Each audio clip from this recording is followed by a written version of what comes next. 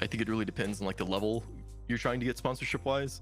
Of course, you need to look at the area that you're trying to compete in. You need to look at demographically, geographically, socioeconomically, what sponsorship makes sense for your event. And then once you pull together those lists of sponsors, you need to approach it as like more of a partnership. It can't be 100 people are coming out, we need your money. It's more of what can we do for you to impact these 100 people? How can we put your company on the best foot at this event? I think people really struggle when trying to make these conversations because they don't see it as like an equal partnership. So if you're able to differentiate yourself from a majority of other esports companies, looking as kind of like a take all, you're able to kind of put your best foot forward. Hello, everybody, and welcome to the Invin Global TO panel. And I'm your moderator, Trin. And we have with us Selena, Garrett, Austin, Dylan, and Jonathan. How about everybody introduces themselves? Starting with Selena. Hi, I'm Selena Rodriguez, or Selenity. I am a project manager at Wisdom, as well as a partnered Twitch ambassador. Grew up playing a lot of video games, been in the gaming industry itself since 2015. I've been with Wisdom for a year now, and I've had the pleasure of TOing various tournaments around League of Legends, Wild Rift, Legends of Runeterra, and Rocket League. Garrett. Yeah, so I'm Garrett. I'm currently the Chief Product Officer at Unified Esports Association. I've been working there for about 2 years now. I started tournament operations, I would say about 4 or 5 years ago. Um, Started playing video games in middle school. League of Legends has kind of always been my main game. And currently I am a third year in college up in Burlington, Vermont, studying a business administration. Okay. Austin. I'm Austin. I work in esports in TO capacity. That's why this is what this panel is for, obviously. But a lot of my esports stuff has been done straight out of high school. I've gone from I worked on MOBAs to Overwatch to now I mostly do my activity in the FGC. Okay. Dylan. Hi, my name is Dylan. I'm the editor in chief for Dash Fight. I just kind of oversee a lot of their editorial content, their YouTube content, and as well as some content for other esports organizations. But I really enjoy the FGC, and I really enjoy tournament organization. I've done it as a more of a community member more than a professional capacity. So I love esports, and I'm glad to be here. And Jonathan. Yeah, hey, my name is Jonathan. I also work over at Unified. I handle more of our live on-site events. I've been competing and running tournaments for a little over a decade now, so getting to be an old man in the scene. Yeah, it looks like you have a pretty cool range of TOs, like the grassroots and the occupational stuff. So I'm excited to hear like all these different perspectives. I want to start off with like a kind of a nebulous question, kind of like pegs you down on like what type of TO you are. What's like the sole job of a TO in your opinion? What's like the chief responsibility of the TO? And it's free discussion here. No need to raise your hand or just like go ahead and spit it out. You know. I think the biggest responsibility is obviously organization. So, whenever you're putting an event together, there's a lot of factors that you have to take into account. You have to take into account what are your limits in terms of like time and format and schedule. What is the community kind of want, and how are you going to make it all fit together in a nice, neat little package so that it's a good experience for everyone. So I think the number one aspect is being organized, being timely, and kind of knowing what you're trying to do and the audience that you're trying to do it for. I think is probably the biggest thing. Okay. I definitely want to echo that too and add in the community is extremely important. I know at Wisdom, we want to support and grow the gaming communities through our competitive scenes. And by kind of honing in on those skills, definitely with organization and planning and active problem solving, you're able to create something, even if it's from grassroots. Yeah, and just to kind of echo that, but more on the competitive side, competitive integrity has always been kind of a big thing, and I'm sure everyone here has heard of that. Um, that's just been my experience, especially at Unified. A lot of our competitions are more geared towards the high level competition, I would say. So making sure that all the players feel like they're on an even playing field and that ultimately we're providing a platform for them to show their skill sets and what they're crafting and their experiences. So I would say just for TOing, I come from really grassroots side, so that is encompasses a lot of stuff for me. It's like or getting everything there, setting up the announcements, getting in contact with the players, making sure that everyone where they need to be on the floor and everything. So it encompasses quite a lot, and thankfully I have some great people to work with to help accomplish that goal. Yeah, I've TO'd like at my college, like Overwatch stuff and fighting game stuff. And fighting game stuff is like I gotta do everything. It's insane. It's like it's more than I have to do for some other stuff. It's all hands on deck. Completely agree. I think a big overarching term that I like to use when we bring new hires on is like just operational viability on on-site events. We have a schedule, we have parameters that we're working within. We need to be on schedule or ahead just to make sure everybody's having a good time and we can push the schedule through.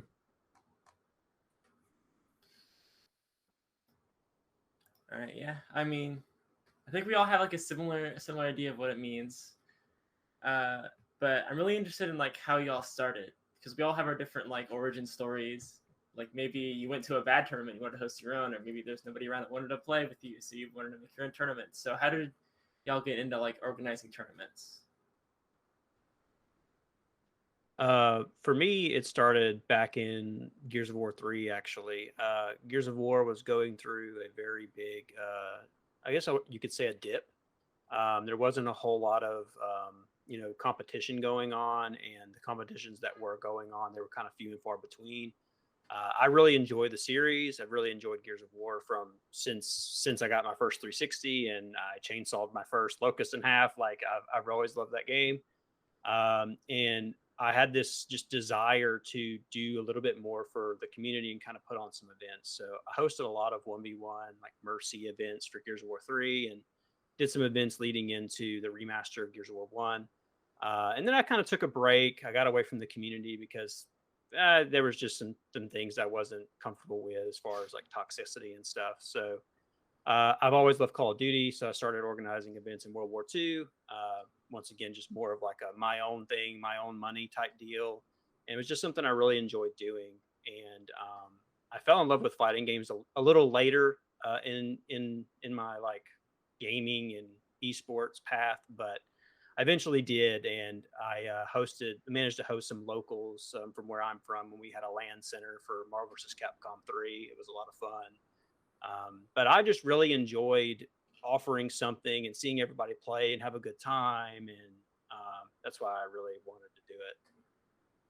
So yeah, were these Gears of War events online? They were all online, yeah. Okay. They were all online, but the cool thing is that the community was kind of small and like tight knit, so you got the top players there. So like number one players were playing in it, and it was really cool. And now it's really cool to see that those players that were playing in those online tournaments for $100, $50, or whatever, they're on professional teams now. It's really cool to see that.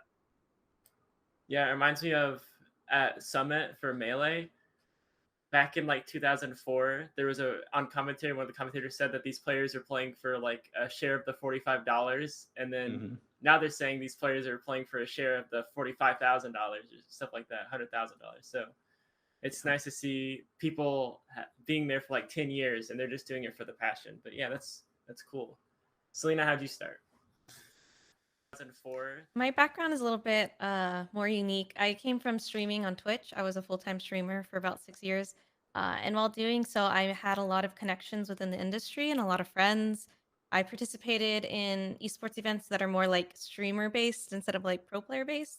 And of course, they also get really competitive and exciting. And I actually know a lot of people from Wisdom through Heroes of the Storm, which was the game that I mained way back when before I got into League of Legends. But I just had a skill set that kind of naturally fell into project management. I'm very organized, very communicative. The feedback I got from the people in the industry that I had built relationships with was that I was professional and that I had a lot of great skills that I could add to the team. So I heard about it. I joined. I liked what Wisdom was already doing.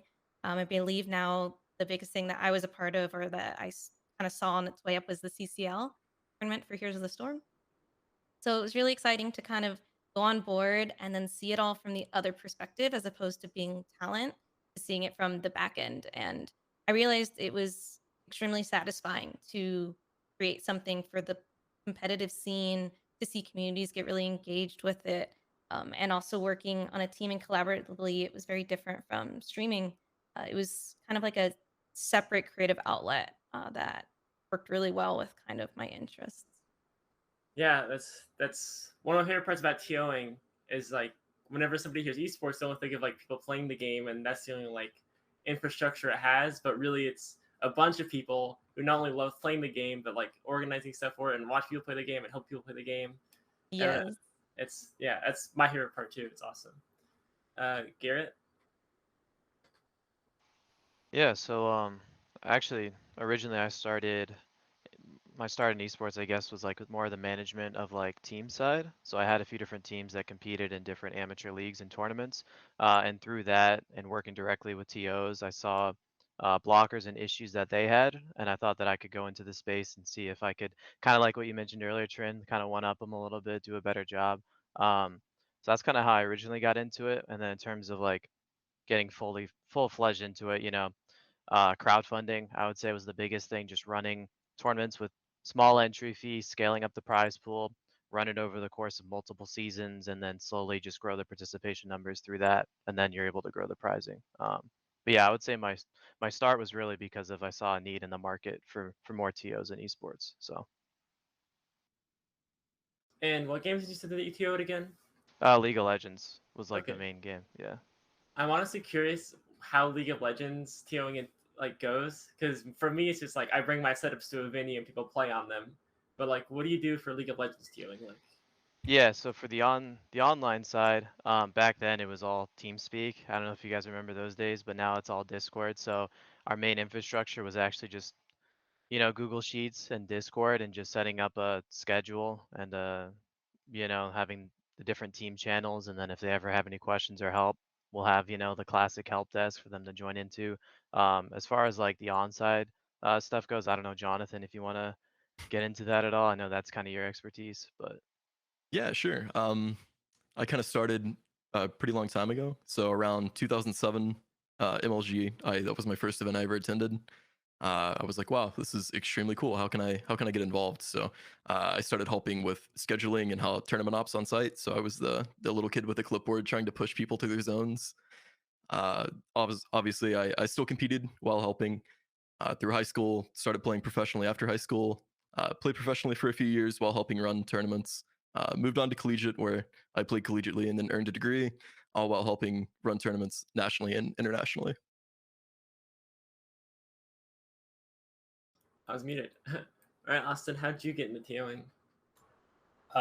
So this is like a bit of a how to like random events kind of story. I previously helped run brackets for smaller games and whatnot, but I had a chance going to do WNF at the Esports Arena in Santa Ana, where I ran into some people playing a game that I enjoy that's not a big fighting game or whatever. And me and my friends were all playing and whatnot, and we were talking to people there. And the guy who was actually had the setup for that was actually in charge of production for WNF. So we had a short conversation. We went our ways, and we came back next week, and he was still playing it. And we found some other people who also liked it. And that day, we talked to him, and then one of my friends went up and talked right to Alex Valle, who runs that stuff, Level Up Live and everything. And he said, "Go ahead." And then that's how we got into the TOing and the making tournament business. It all really kind of came down to chance and just putting ourselves out there. So there's not like a grand story of like, oh, I did this, and it all just kind of went one after another, kind of like a domino effect. Yeah, FGC organizing is like you're in there a little bit, you dip your toes, and then you just kind of fall in, and then you're like, okay, now I'm hosting this regional. Okay. So we've all met one of those TOs that are not the greatest. Maybe they're not. Maybe they should try something else. What kind of personality traits? What type of person do you think is best suited for being a TO?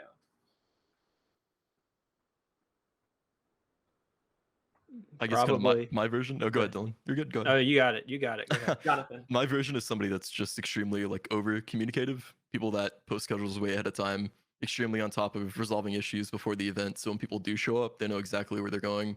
They know exactly the progression from when they walk in to when they leave the building, regardless on if they go out in the first round or if they win the finals.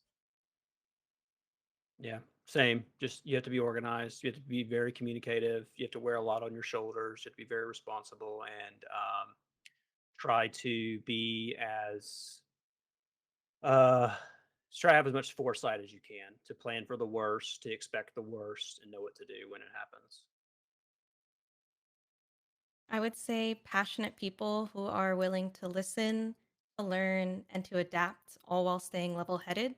And I think it also takes a bit of a curiosity to want to learn more and to know more and to see things from other perspectives. So that way, when organizing, you can put yourself in other shoes, like of all the different types of people and things that go into TOing. So you're able to actively problem solve while thinking as a different person on the team.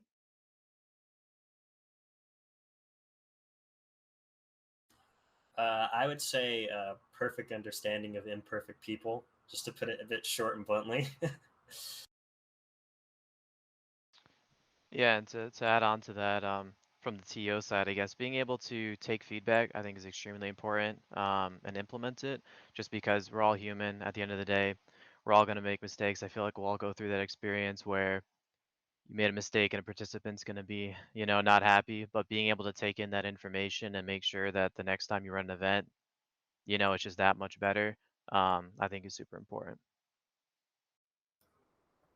Like I always thought of TOing as like being a little parent to a bunch of little gamers, right? If your kid is like, mom, dad, where's the schedule? And you're like, I posted the schedule and a hashtag schedule in Discord 4 times. You gotta be really nice to them. You can't just yell at them, right? So I think patience is like a really important one. Uh, so there are when you're running an event, there can be so many little fires that you have to put out. What are some fires that may have occurred in in one of the events you helped host or hosted that you're really proud of the solution you came up for? I think it goes back to the foresight thing that I said a little bit ago, where you have to have rules in place, and you have to try to prepare for every situation that arises, but you can't always prepare. There's going to be something that happens that's not in the rules, or the rules are the language is kind of loose, and this is a very specific problem, and you have to kind of make the hard decision, because most times it's usually either one team is in the benefit while the other team is not, or one person is while the other is not. So I think a lot of people kind of say that maybe you should leave it up to the individuals, but it's really hard because you've put them in a peer pressure situation, right? So the person that's on the bad end, of course, wants to do a redo or whatever you have to do, while the person that won is kind of pressured into that decision, right? So I think that when you're a TO, you have to wear that, and you have to say, this is how it's going to roll out. And then this is just kind of the way it is.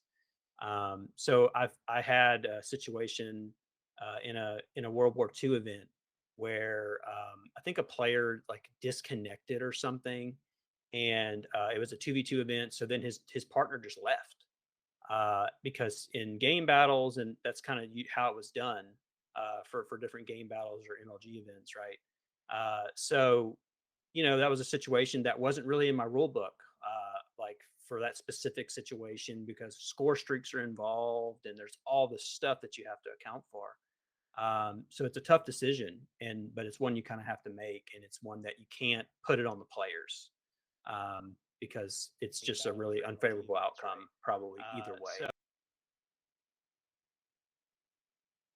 Yeah, I think one of the hardest things is like punitive stuff, like, oh, I'm sorry, I have to DQ you, you're taking too long, or I'm sorry, like this happened, and like trying to deal with that, like the backlash from them. I don't know. That it's definitely like good on you for sticking to the rules and stuff. I would have probably crumbled in that situation, honestly.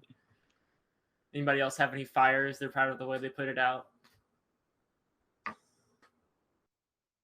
I have kind of more of a broader answer to that question. I think a lot of times a TO will be asked to create a format for a game, and sometimes the teams don't always add up to like a perfect number.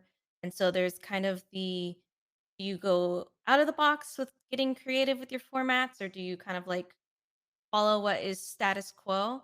And I think it's important to talk about how to make those decisions. So, for instance, with Wisdom, we've done research first, seeing like what that community is used to, what the players like, what has been done and what hasn't been done.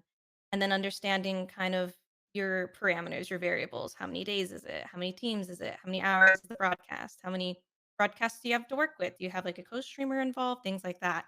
But a lot of TOs can sometimes miss the most important part, which is still player integrity and player fairness. So sometimes making a format that's completely unique and out of the box may be exciting to watch. But as a player, if you put yourself in the player's shoes, it's actually really frustrating to play through or extremely exhausting or tiring. So it's important that staple formats understand why they're there. They're vetted for fairness, player integrity, clearness to the players, and even clearness to the audience. And I think a lot of times you can still get that creative juice from the broadcast itself, whether that be with the casters or the talent that you hire, or the graphics, or any motion graphics, and maybe even still combining a couple things like a GSL group into double elimination, kind of getting the more playful in those senses while still maintaining that stable format. Because ultimately, these tournaments are for players as well as for the audience. So you want to make sure you're doing right by both.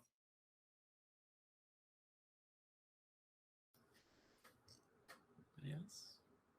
I guess to touch on kind of the live event side, some of the best TOs that I've worked with or had the chance to work with, people are just very versatile. You're not always going to be just TOing on like live on site events. More than likely, you're going to be IT, you're going to be AV, you're going to be registration. There's so many different hats you have to wear, and walking into it with an open mind and a willingness to learn all those different positions will really create an opportunity for you to grow within a community or a region.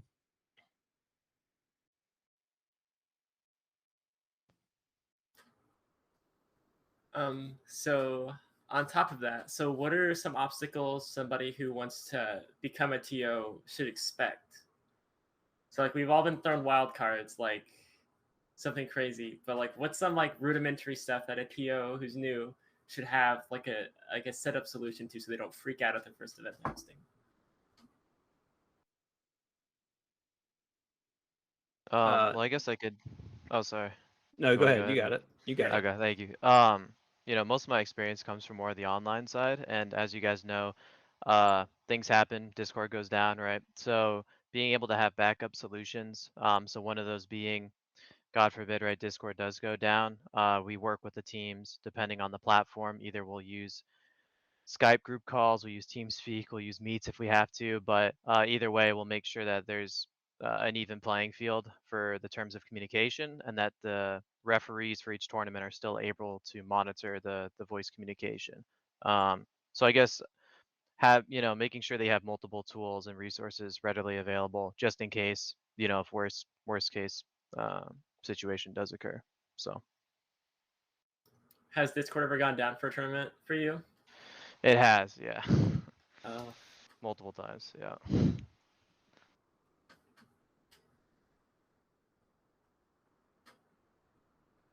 I think I'll chime in here and just say that like for in person, like FGC ones, I've seen like so many people start tournaments and do a great job, but mostly because like it's like their friends who are competing, so they kind of understand what's going on and they know like the stakes and everything.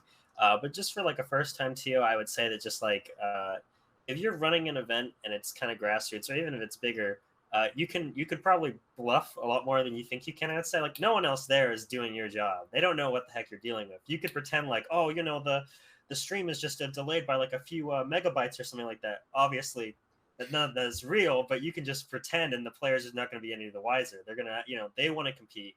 They want to play. So while it might not be the best advice to say like, hey, just lie to the players, it's that they will appreciate the effort you go into like delaying them or moving them around a bit just so the event can run smoothly with or without them knowing really what's going on. So you don't need to be like, wow, it's really nice that you can say like, oh, this is how we're doing it, and blah blah. Blah. You don't need to be like that clear glass pane for players to look in, and then they can try and criticize or move themselves around a bit. You are the TO, and you have the authority over that. And if they don't really like it, then they're just gonna have to deal with it if they want to compete. How many times have you pulled the "I'm the TO" card? Just listen. Anytime I have to tell people to use Smash.gg over challenge. Oh my gosh.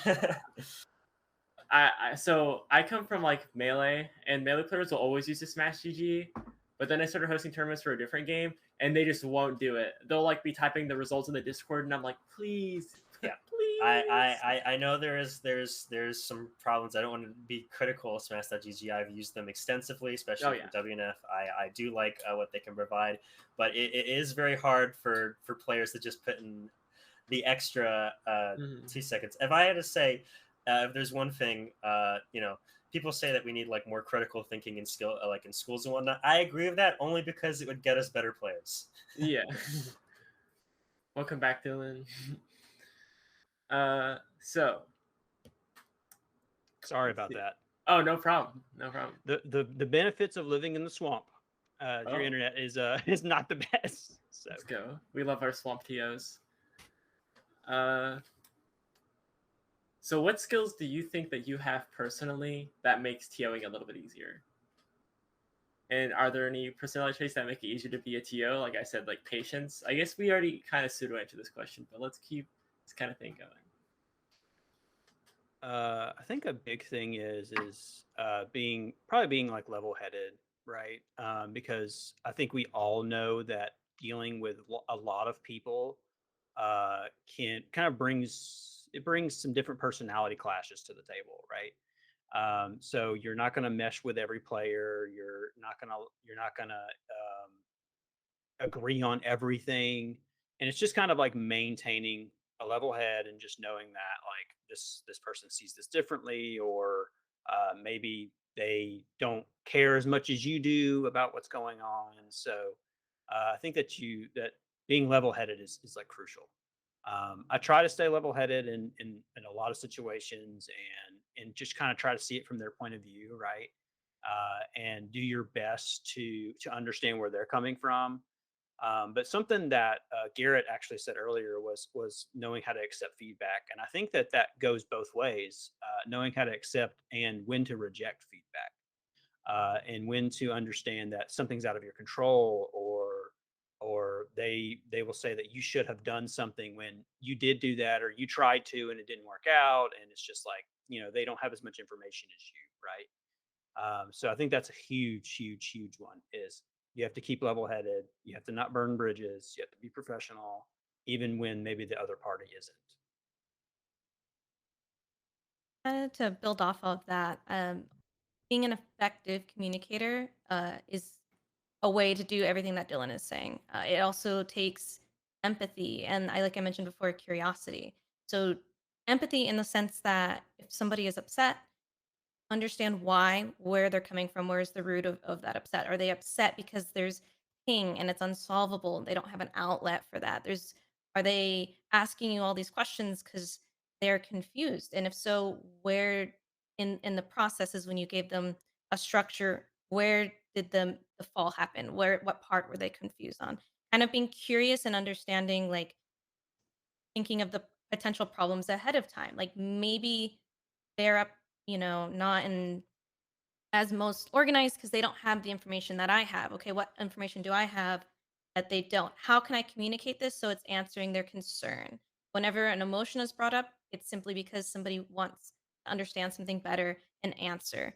And it's like we said, level-headed to bring that volume down, to bring the calmness back, and try to figure out what is upsetting or what is on the opposite. What are they enjoying? So that way you know what to do for the next tournament, or what is your talent really enjoying, what does your talent want more of to give as storytelling for the tournaments. I think being empathetic so that you can understand what every part of your tournament, how it operates and who's under it, and that even goes for your internal team too, and making sure that everybody has the proper information ahead of time, organized in a nicely fashion. If you already know that they're confused on where you're posting it, you post it maybe straight as a DM to them. You post it in 5 other places too. Just kind of thinking about others, I think is the key to all TOing. Do you have like a flow chart on how you deal with like issues, or is it more like a personal like let me really let me really absorb this issue? Or We do have, for the most part, kind of processes. Like we use Asana, which is management of tasks, like a task management system. So there's a lot of things that I use as a checklist. There's a lot of things that we just have as like template checklists. But for me, I think what I've gotten a lot of good feedback on is like making all the information in a good centralized location, whether that be on my Google Calendar invites, whether that be our admin setting up an entire Discord, having proper channels. And the more that you work with people or work with the communities, you can kind of feel the different questions that they may have. They're usually going to be the same ones. And so you're able to answer it more concisely, more effectively every single time someone asks it. And not getting upset that people are asking the same question because they don't know that somebody else just asked it a minute ago. To them, it's fresh and they're just curious as well.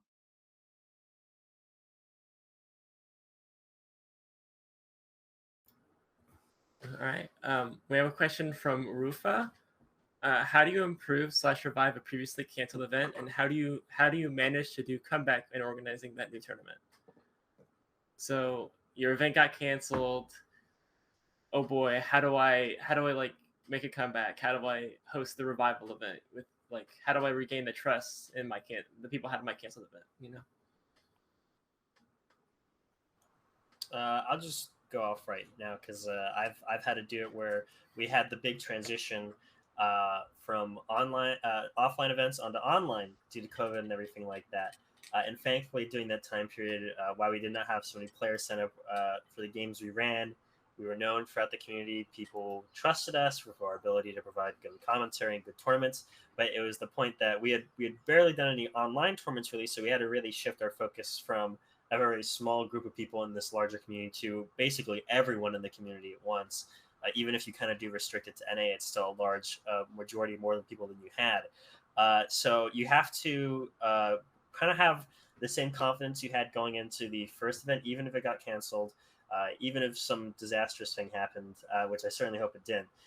But you have to be able to say, hey, the last event didn't go so well, or it didn't take off, or something didn't happen here, but I know people still want to play the game. I know I can still get the audience here. And at the end of the day, like a TO, in the sense of just like running a game for a community as opposed to running it for an overall like larger event that has maybe like sponsors and etc. that needs it to succeed for their money to come back to them. You just have to say like there are people who want to play the game. I want to facilitate these people playing the game, and whatever happens, happens. If you've got a tournament that's got 6 people, you put that in the round robin, so however long people want to be there. You got a tournament that's got 28 people, and you're expecting like 10. You gotta like scramble for everything, and even if it goes until 1 a.m., you gotta continue for one way or another. If the guy who's in grand finals is also for some reason in grand finals of Smash, you gotta sit at the commentator desk and then radio cast his stream because everyone in chat's bored. Okay, you gotta find the solutions for the problem on a smaller scale, and I'm sure everyone else here can answer that kind of like on a more larger and corporate side. But just from grassroots, you have to have the ability to say like I have to bend the knee a bit here. I have to take that L. I have to take that failure, and I have to completely spin it around because at the end of the day, I've said it like 5 times, if the player wants to play, and you're the only one who's there to lead him to water at the moment, so they will follow you into whatever hell you got yourself into. Yeah, kind of going off that, I think transparency about why the event was canceled is huge. So if it's COVID related, if it was even financial situation related, just be as open and transparent with that community as possible. As well as if you're trying to revive an event that didn't take off, always look to engage like grassroots communities. Maybe look for Austin's help or someone locally like that. Bring them on board, bring their communities together just to create that competition again. Yeah, and to add on to Austin's point in terms of like seeing it more from the top down, on like more of the corporate side, I would definitely say market research. Through market research, you're able to connect more with the communities that you're serving and working with, and better understand the kind of events and different services they want you to provide for them. You know, the players, they're out there, they want to play and compete. It's just a matter of providing the competitions that are worth playing for them. So I would definitely say improving your research as well as your development of your product through that research. Rufus stated that her main issue is the lack of participants in financials, or that's the reason why events were maybe canceled. So maybe we can talk about how we go about securing sponsorships, but like with a pitch deck or stuff like that, or how we go about participant outreach and stuff like that. Yeah, I think that to kind of give to an example, something that has recently happened, and it's kind of happened a few times in the MK11 community, is there's a great tournament put on by Mr. Aquaman, the Coliseum, and here more recently there was an instance where like 99% of the people that signed up didn't show up. So he managed to spin it and he managed to make it work and things like that. But I think that it kind of goes back to what we were talking about, like what does it take to be a TO, and what are some things that you do to kind of keep your event organized. And I think it just comes down to being very communicative with these players and saying, hey, the event's in a week, the event's in 2 days, the event's in a day, events in 3 hours, and encouraging people like, hey, if you can't make it, let me know, or unregister or something, so that bomb doesn't get dropped on you the moment the tournament starts.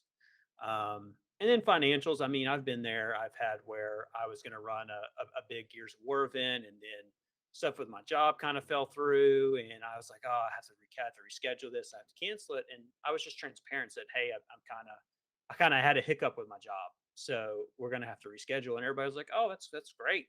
Just let us know when it is. And it was mostly positive. So Yeah, I think to take it back to like the sponsorship aspect of it, I think it really depends on like the level you're trying to get sponsorship wise. Of course, you need to look at the area that you're trying to compete in. You need to look at demographically, geographically, socioeconomically, what sponsorship makes sense for your event.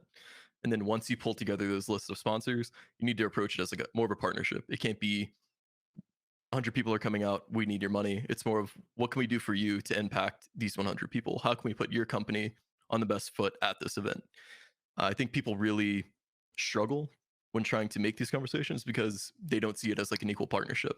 So if you're able to differentiate yourself from a majority of other esports companies, looking as kind of like a take all, you're able to kind of put your best foot forward.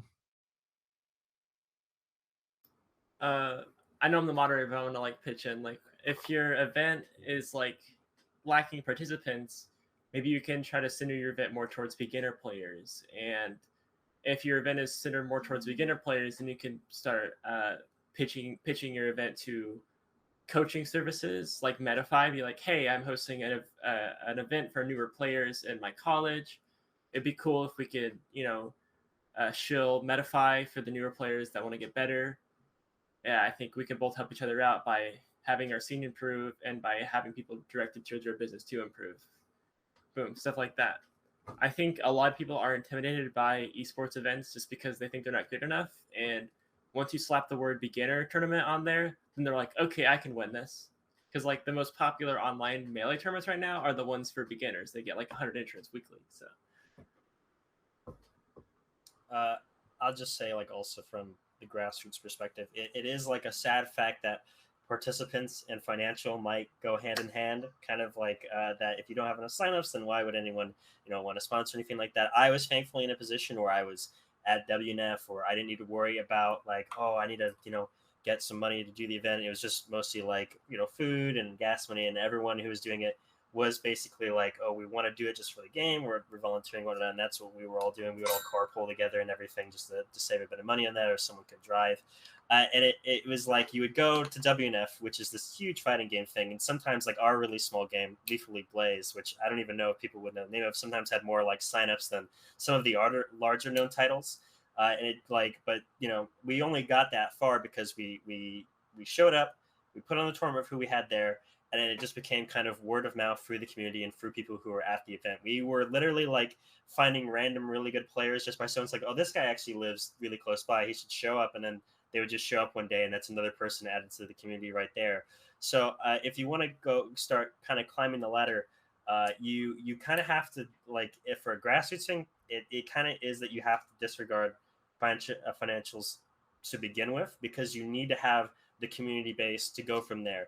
You can say like, oh, I'm going to have this big tournament, and here's a $50,000 prize pool right there, and people will come, yeah, but like you need, if you want to continue that process and if you want to see it grow into something that could eventually get back into your investment or whatnot, you have to start, especially for the FGC or even other games, if it's in a like a specific physical location at a localized community, you have to rely on the people who are there to show up consistently and not to come from all around. So you have to put, I would say, like 90% of your worry into participants for like 90% of the life of this thing. And then once you finally get to a point where you have a comfortable numbers that you can say like, this is how many people we have, we've gone as far as we possibly think we could, then you start worrying about financials, which is like, again, sadly goes exactly hand in hand, because if you need the financials for the participants or something the other way around, it really is like you're just gonna be grabbing an air for a really long time. So we're gonna finish off this panel with like looking back for all the people who want to be a future aspiring TO. We're all gonna talk about our first tournament we ever hosted and how we've improved since then and what we learned from it.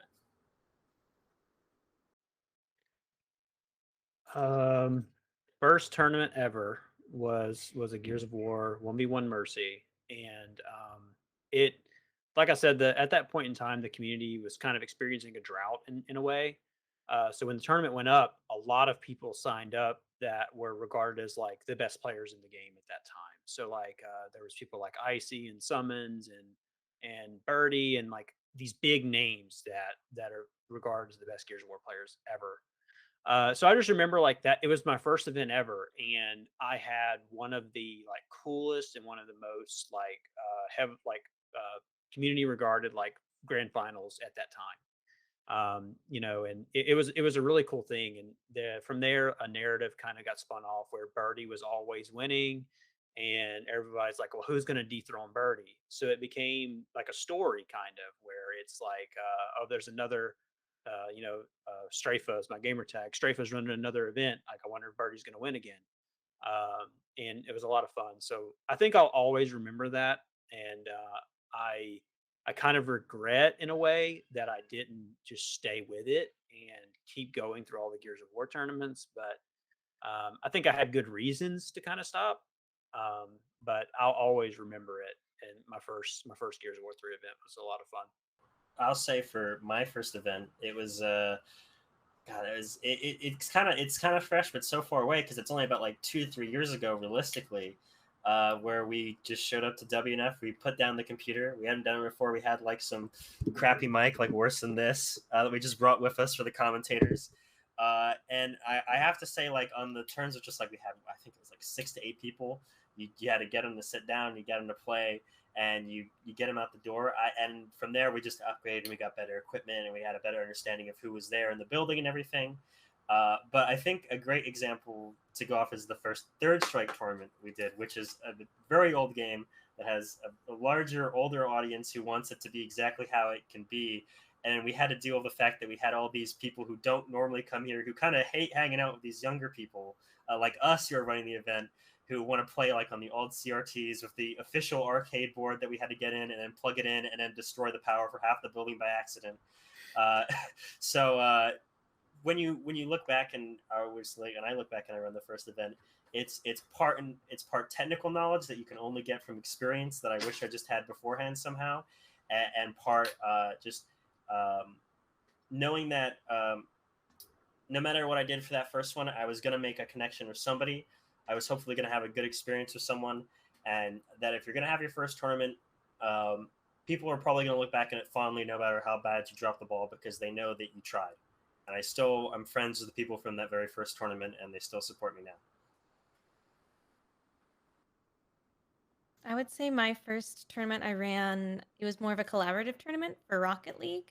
And I did learn a lot from that one, but I would say the most impactful tournament I learned the most from is when I did a League of Legends tournament. That one was a lot bigger than the Gold Rush, which was the Rocket League tournament I had done before.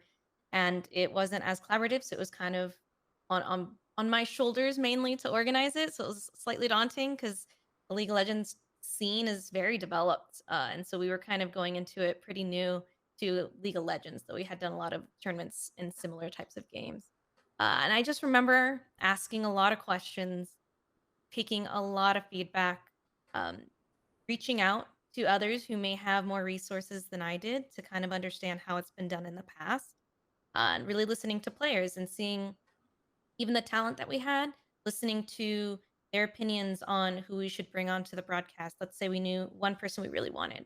Well, we would ask them, like, who do you like working with? Who knows the scene really well? And being, open and transparent. And if there's kind of something that we haven't really solidified in the player handbook, even reaching out to our talent or other like-minded individuals, saying, what does this community like? What does this community want to see more of? What do we think we can bring that's unique, something that can benefit? And there is a lot of pitfalls, and it was definitely a learning experience. But I think overall it was very successful because at the end of the day, if you have enough passion, if you want to put out a product that you're proud of, you're willing to go the extra mile to learn the things you don't know, to take the feedback and stand back up and not be afraid to turn around and improve on something that maybe you thought was perfectly good enough.